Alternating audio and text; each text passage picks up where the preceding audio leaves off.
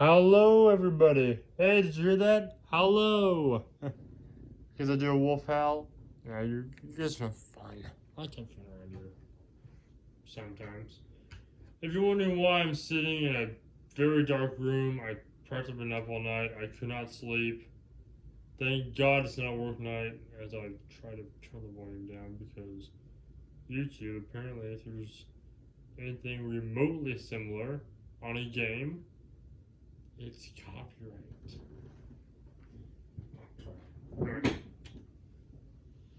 Let me just check real fast. There we go. I think I got it turned up enough. I think I do at least. Yeah, it should be fine. Okay. So, before we start this video, I'm just going to start off by saying big shout out to Queen City Strips and Door. They may call me Queen. Oh my gosh. But they do work as fit for a king. So please check them out. Now, if you saw my last video, I told you what I'm planning on doing as I try to fix the camera stand. There we go. That took longer than I expected, but there we go. So, technically what I'm doing is I'm going to be doing a gameplay of Minecraft. I'm going to attempt to build a pizzeria, or at least just, most likely just probably just wander around the world or something. Or build a castle or a house or something. So why do that? I'm going to tell you guys the story of Moon. Or, well, her name's Skylar, but the story itself is called Moon. It's hard to understand. You guys will find it eventually. So, without further ado, it's a story I haven't done in a while, and I was a lot younger the first time I did it, and I think the last time I did it. On my podcast, but I never did it on YouTube, so we're gonna do it on YouTube. So YouTube's gonna be something that wherever I can't talk right now, where I revisit a lot of my old videos. So this should be a cool adventure. So without further ado, let's keep kicking. 3, 2, 1, now. I was running really fast. I couldn't believe it. They were gone. All of them were gone. One moment, it was me, my mother, and my father together. My mother was complimenting me on a brave she-wolf I've become. And then out of nowhere, Scar came by and killed her, along with my brothers and my sisters. I was just a young pup. I didn't know they would do something like this to anyone. I heard of the brutality, but I thought it was going to happen to others. Never once did I think it would happen to me.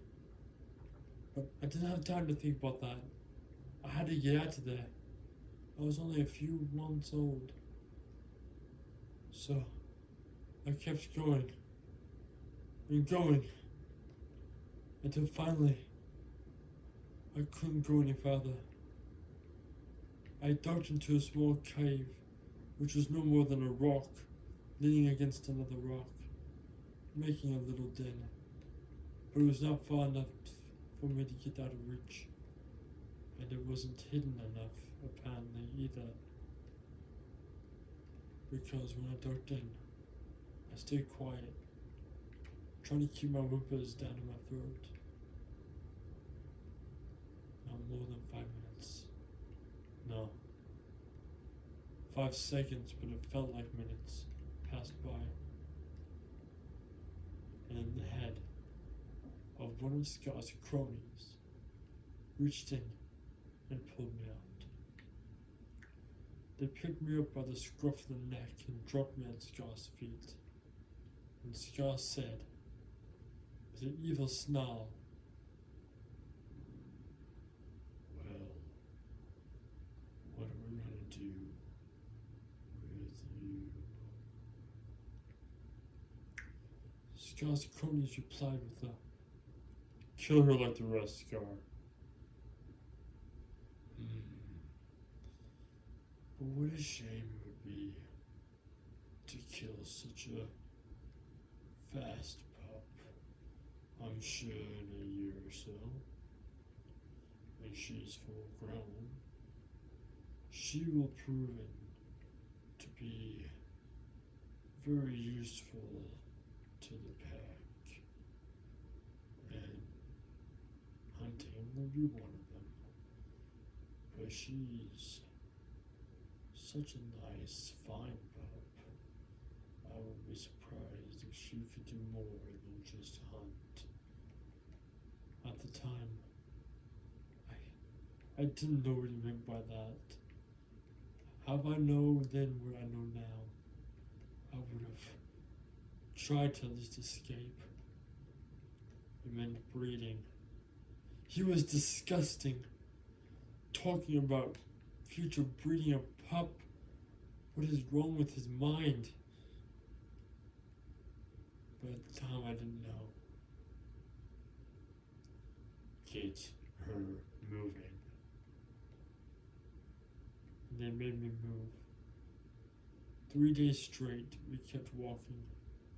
I kept my pace very well. But I was only a pup, and that running made me very tired. I remember thinking to myself, how much further? Are we almost there? We were walking for 3 days, with barely a stop for food and rest. I can't go on. And with that, I collapsed.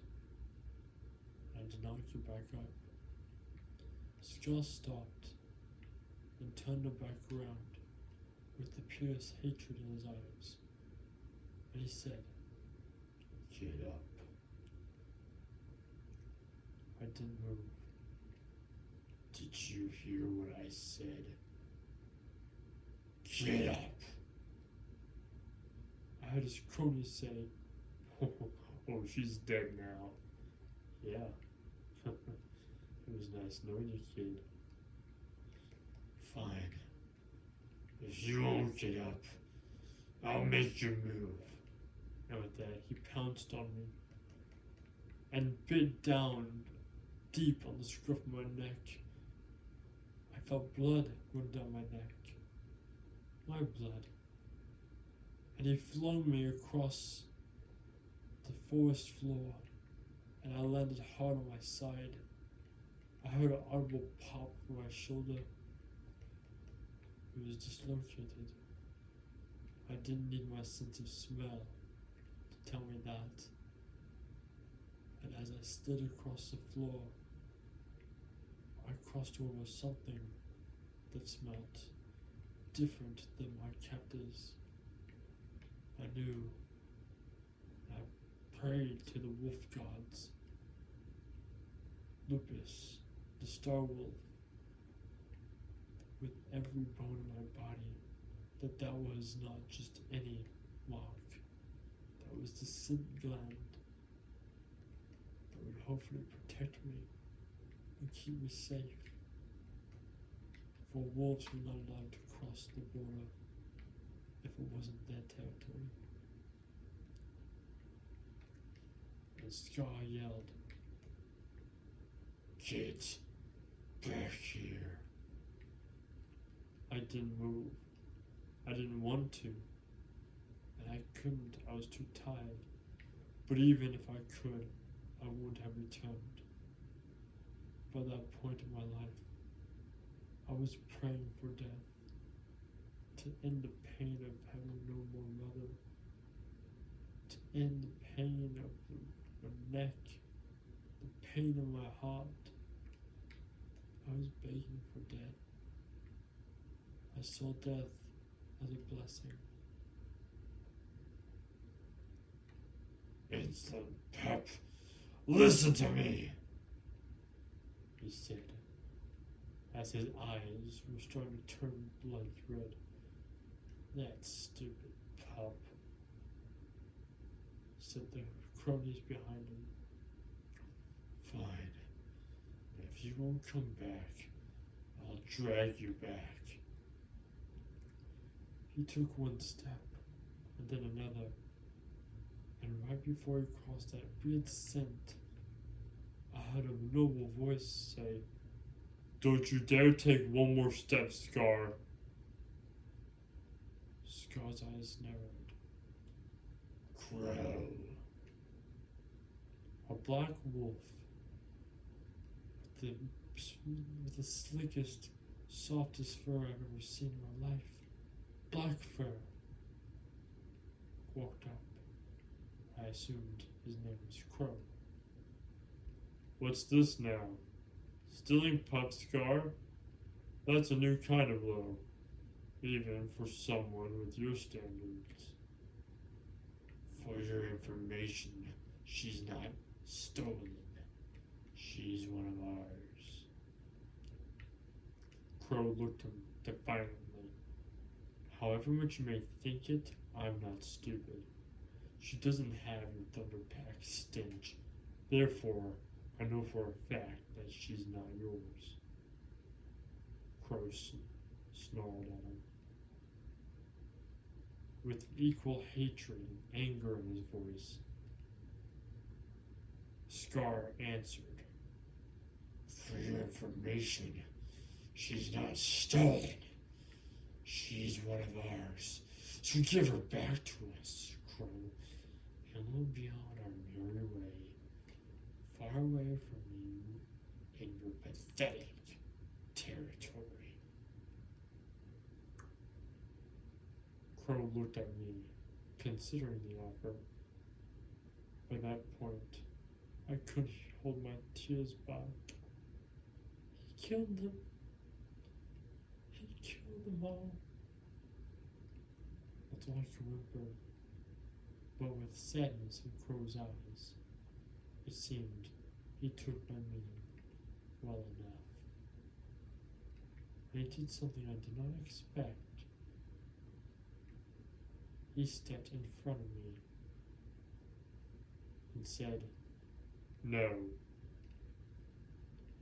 "What did you say?" "I said no. You cannot have her back, Scar." "Then we'll tear her back by force." "Know this, Scar. If you cross over this border, I have a right to tear you apart." "That idiot," one of the cronies said. "Who does he think he is to defy us, our right?" With the support of his cronies, Scar had false morale and eager to prove his point. "Wrong again, Crow. It will be us who tear you apart." I didn't think that was fair. 3 versus 1? What kind of fight was that? I didn't know at the time, though. Crow wasn't alone. He stood up, brave and strong. He lifted his tail ever so slightly. It was a signal. And from the woods behind him, 8 or 9 other wolves came out, growling.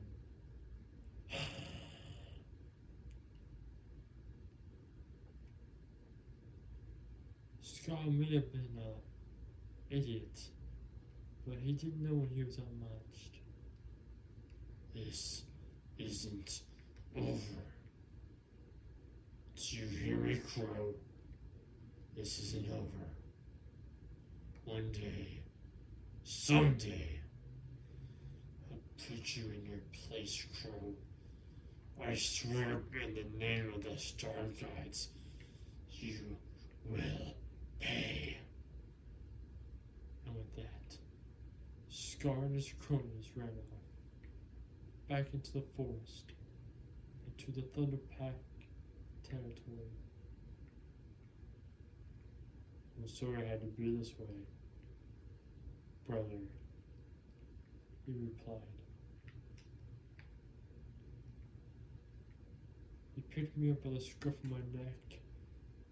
Seeing he was bleeding, he put me down gently and said to the others, "Check the territory. Guard the border. Make sure they do not come back. I would never put it past my brother." "You got it," the other wolf said, and me and Crow began to walk home to his park. Halfway there, I collapsed. He walked over and licked the back of my neck that was bleeding still. "Come on, keep going. We're almost there." "I can't." "We're almost there. It's not too far." "I can't." "You can't, huh? Well, on the account you can't, it looks like I have no other choice." I braced myself.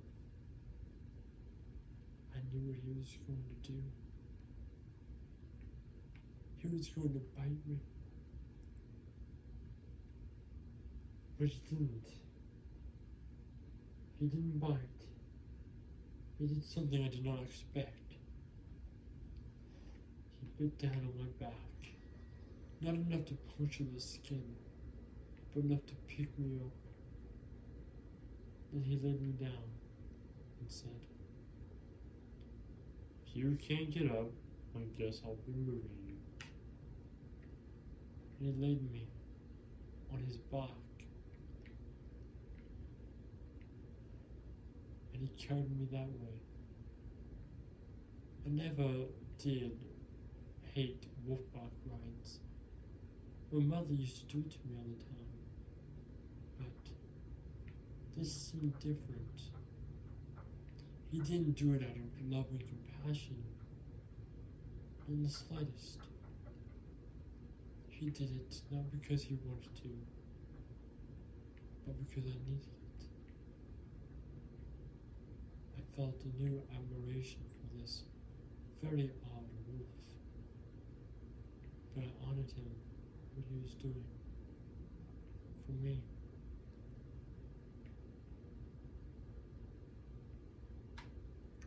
Finally, he dropped me gently on the ground. "Well, little one, we're here." I looked around and saw a plethora of wolves everywhere. They were laying on caribou pelts. I saw one on the ground and laid on it. Crow walked up to me and said, "I see you have a caribou pelt. I hate to break this to you, kid, but that's mine." I really known I did wrong, and stood up. Then a black paw pushed me back down. "Little one, I said that was mine. I didn't say you had to move. You can stay there for a minute. I don't mind. After what you've been through, I don't blame you. Get some sleep. Can I ask you a question?" "Of course. What is this question you want to ask?" "You called Crow brother.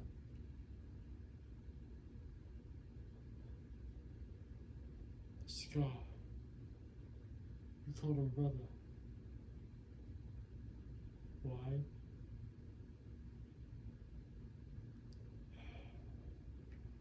"Well, you see, little one, I have 3 brothers. Scar was one of them. And the other? You heard of the king, right? The one that rules all the wolf territories."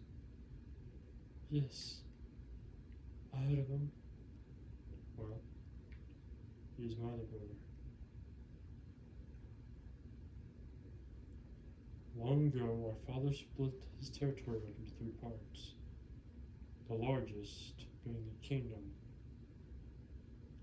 the smallest is my territory, the Pack of Night. The medium-sized territory was for all wolves. However, my father didn't expect that one wolf, his middle son, would become so power hungry, so angry with sheer hatred towards me, that him himself will forcibly take the land and make it all for him. Scar took the land that was rightfully everyone's, and he took it from us, stole it from us, and made it his own, Pack's territory. And your father didn't choose him to be successor of the other Packs? My father did consider it. After it was considered, it was proven time and time again he was not meant to lead. He wasn't meant to lead? No. Too much hatred and pain was in his heart. He was not fit to be a leader. Never was. So my father told him that he loved him with a bone-deep ache, but hated his choices. Crow left that day. I did, that is.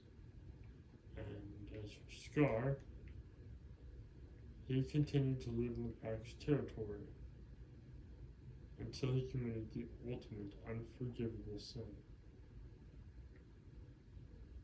He murdered my father, our father, and took the territories for himself. I will never forgive my brother for what he did. As far as I'm concerned, my brother is nothing more than dead to me. He will face the ultimate punishment for what he's done. Maybe I won't be the judge, jury, or the executioner, but he will pay. That much you can be certain. And you protected me. Where's your family? He killed them all. I thought as much. That's why I protected you. No pup deserves to lose their parents, just like no parent should abandon their children. No one at all should force a pup to suffer in such a way, and my brother made you suffer. Pain that can only be equaled up to a child's perspective, a feeling of pain and hellish pain for killing an innocent pup's family. I'll never forgive my brother for what he's done.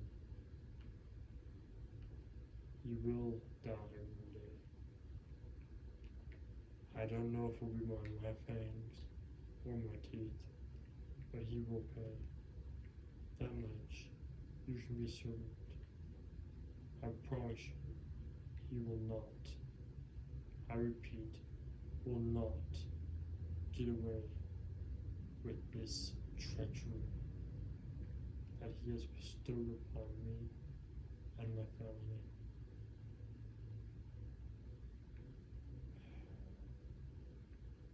I am sorry for your loss. Where will I go now, though? Sorry won't bring our family back from your demon brother. No. You're right. A simple I'm sorry won't do that. So, I won't stop with I'm sorry. Join my pack. If you do this, then you will truly and honestly be me in the back. What is your name, little pup? Skylar. But everyone calls me Sky. Sky, there is a prophecy.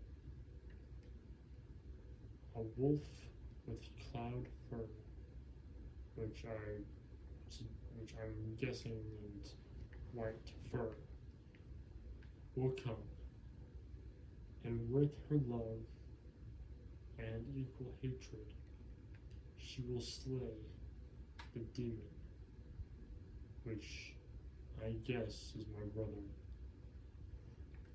since his nickname has long been known as Demon.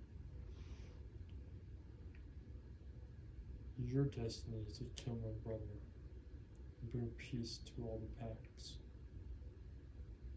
You're not ready yet, but I'll stay with you, and I will help train you until the day when we will kill my brother and restore peace to all wolves.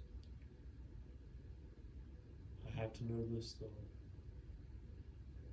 but do you accept this challenge, this possible honor? I will do all I can, and if it comes down to it, I will fight. That's all I can ask. Then it is decided.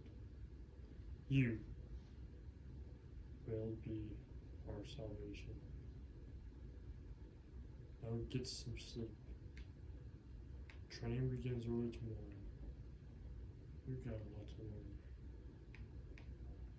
And with that, I went to sleep, excited for the next day. And that's where we're going to leave book 1. I'm going to do one more video for you, considering I get the sponsorship out of the way for Queen City Service and Door. I'm going to be doing Tony's Valentine's, an old favorite. So, without further ado, here we go. It was Valentine's Day, and I was ready to get a ring for Echo. Finally, I would ask her to marry me. She was a lovely, beautiful wolf. And fox, so she was a wolf-fox hybrid. And I was excited. I could not wait to ask her to be my wife and to marry me. I just got to the store, and that's when I noticed something. I didn't have a ring. Nor did I have money to buy one. I felt horrible. Echo told me what she got me for Valentine's Day. It was a big, big dinner at a place that was impossible to get reservations. Oh my gosh, I thought. She spent all this money out on me, and I haven't even got a ring for her. Now what will I do? I thought. Sadly, I began to walk home. That's when I saw roses. I thought. Echo loved roses. She might actually like roses more than a ring, now that I think about it. But there was a sign. Do not pick flowers, no trespassing. If anyone picks a flower, they will be shot. I looked at the sign and back at Echo. Or back at the flowers, more like it. Then back at the sun again. Then back at the flowers. That tore it. Echo's smile was worth all the warnings in the world.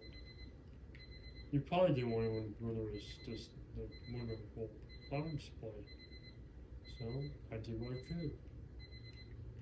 I picked a small one from the very back that wasn't even noticeable. That way, the display would be undamaged and still be stunning. With happiness in my heart, I began to walk home. I didn't take more than 5 steps when I heard it was the sound of a shotgun cocking. I turned around just in time to look down a barrel. A shotgun barrel. And then a gunshot went off. I don't remember much, but I know I must have let go of the rose. And the rose seemed a lot redder than it did previously. It was covered in blood. My blood. As the world around me faded to black, the only thing I wished for in that moment was to have Echo with me while I passed on to the other world of joy, laughter, and comfort. Later that same day, 5 hours. It has been 5 long hours, and Tony hasn't arrived yet. Why hasn't Tony arrived? Where has he been? Where has he gone? I was worried, but not as worried as when I heard on the TV at the restaurant, "Man found shot. A man whose ID is Tony Kryknight has been shot in the chest with a gunshot of a double-barrel shotgun." Tony? That's my Tony. I let the waiter tip. He was very good to me and checked on me. And then I ran to the hospital to see my Tony. As Tony laid in the hospital, he was thinking, "I'm alive. I feel pain, so I know I'm alive. I'm gonna get out of here soon. One day I'll get out of here. And when I do, I'm gonna ask Echo to marry me.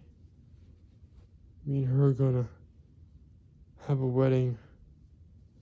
A beautiful, wonderful wedding. I'm gonna make her the happiest woman in the world. I'm gonna treat her the way she deserves to be treated. She's gonna be so happy. So very happy." And Tony closed his eyes and dreamt of the day when him and Echo will finally marry. And as he drifted off into that dream, the last thing he heard was a flat line. Beep.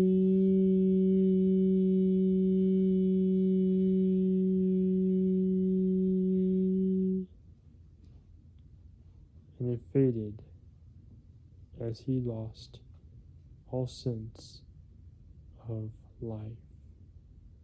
Beep. Until all he heard was nothing but silence. Book 2. Tony woke up. That was close, the doctor said. After you flatlined, we thought we lost you. I flatlined? Yes, as a matter of fact. 5 or 6 times. Sixth time, you were out for nearly 3 weeks. You weren't dead, but your heart was beating very faint. We thought at any moment it would stop. But in true Cry-Night fashion, you survived all of it and surprised us all. By the way, you got someone who wants to see you. Echo walked in. Tony, you're alive! And she gave me a hug. I know now may not be the most romantic time, but Echo, my high school sweetheart, will you make me the happiest man in the world and marry me? Of course, Tony, I would love to. If it wasn't for a little instant. You see, when you were out for weeks, I thought I lost you. I knew that when you passed on, my heart would break and never heal unless I had someone already ready. So I started dating someone else. His name's Kiwi. And I want to date him. And it's not fair to him that I break up with him because you came back. We already bought a house together. We'll move in together. I'm sorry, Tony. But if it gives you any comfort, please know that in my heart, deep in my heart, there's always going to be this place for you. And it will be forever empty without you. Echo, please don't go. Please come back to me. I can't, Tony. I can't. She ran off crying. I did the one thing I couldn't bear to stand. I made Echo cry. After a little bit, the doctor finally let me go from the hospital. He told me, Tony, even though you're healing quite nicely, your lungs are severely damaged. They will heal in full if you give it time, but you need to get as much fresh air as possible, at least 5 hours a day of fresh air, and your lungs will heal properly. If you don't, then your lungs may never heal. So, I took my doctor's advice. I ended up going to the park. I often went with Echo on our dates. It had a running trail. And sure enough, I saw my girlfriends from the past. Me and Echo got together around our junior year. This was my freshman year of high school. Girlfriend, Rika, a blue fox. She was happy and had a nice, warm, happy face with sparkling brown eyes and a mouth made for smiling. She was blue, so it was a little odd, but she was still full of happiness and joy. And she also looked very beautiful.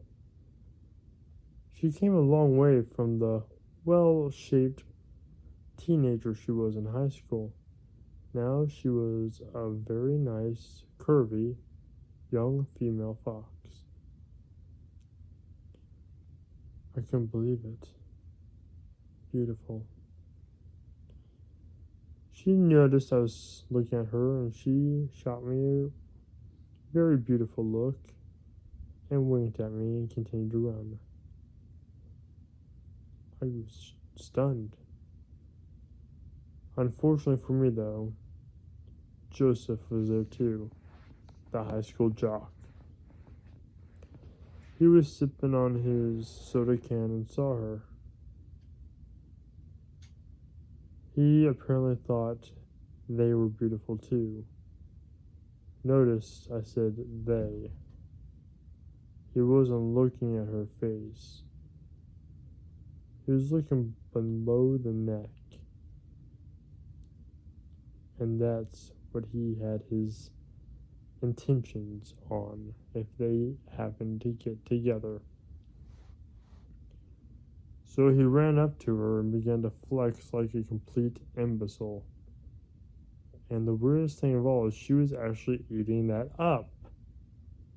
So, knowing what my mother always taught me to be honorable and respectful towards women, I decided to give her a flower. It was the right thing to do, and my intentions was just not to be lonely anymore and treat her like an old lady, just like I did with Echo. I gave her a flower and she was happy that I gave her the flower, and our noses were about to touch. Then the jock noticed the flowers because he presented her with the freaking branch of the tree. And she chose him. The jock shot me a dirty look and said, "See, Tony Crybaby, I win. I always win." And he walked off with the girlfriend I wanted. Well, 5 years has passed and God has not blessed me with a new girlfriend yet. I'm starting to wonder if he even cares. First, he allowed me to get shot. Then I lost Echo, the one girl I ever gave 2 shakes about. And then my girlfriend from high school, from my sophomore and freshman year, chose the jock over me. Why is this happening to me? I decided to walk home instead of take the bus like I usually do. And I was passing by Echo and Kiwi's new house. Kiwi said, "Echo, get up into the apartment and make me a sandwich. In a minute, I have to unload these groceries and go back and bring them inside." "You can do that later. Make me a sandwich now." "We have ice cream. It needs to be in the freezer. Then I'll make you a sandwich." "Did you not hear me, dog? Make me a sandwich. Now." Echo said, "I was going to make you a sandwich in a minute. After you spoke to me like that, you can make your own sandwich." "You listen here, you female. I am the alpha male. You are the beta female. You will do what I say and obey." And he began to slap her and hit her till she was nearly unconscious. Out of nowhere, I had fierce determination flood my body, and I ran at Kiwi and beat the living tar out of him and left him on the street in a bleeding, bruised heap. He was not dead. I could tell by the rise and fall of his chest that he was breathing but unconscious for a few hours. I brought Echo back to my house. I still haven't sold it. Just because me and her stopped living together and I had to pay the entire bill didn't mean I was just ready to give up just because me and her lived there. And then she left. I took a deep breath. And I continued to tend to Echo's wounds, cleaning them and making her feel better. That morning, when she woke up, she noticed she was bandaged up and saw me sitting in a chair, waiting for her to awaken. My eyes were closed, and I was breathing softly.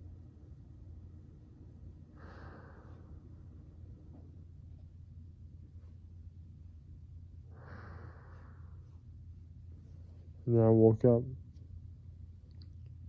Tony, is that you? Yes, Echo, it's me. You saved me. You saved my life. Yes, Echo. Tony, tell me, why'd you pick those flowers from that man? I don't know. The reason why I did those, because I imagined the smile on your face today would have at least made everything more beautiful. It would have, Tony. And if you're still looking for a girlfriend, may I be her? Okay, I said, trying not to squeal in glee. I was so happy. I turned around, and me and the Muslim jock eventually put our differences aside, because I need someone to walk the bride down the aisle. That's right. Me and Echo finally got married. We invited everyone, even Kiwi. He saw problems as usual. That was about it. All I know, though, is that me and Echo are together, and I bought her a ring. We have 2 kids and another on its way.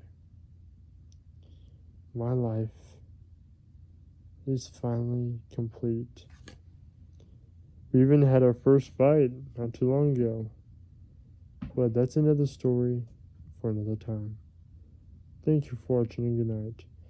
Thank you for participating. In fact, I remember to press like button on the face like bosses always high fives all around. That was books 1, 2, and 3 by me, Brian Dash, called Tony's Valentine's.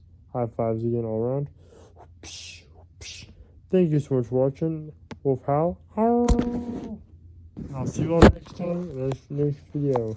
Thank you, everyone. And good night. And of course, look into the shadows because this will stream from. Keep your eyes peeled because the mess never ends. And for more videos from me, do not worry because I am a workaholic with a fiction addiction. Thank you, everyone, and good night.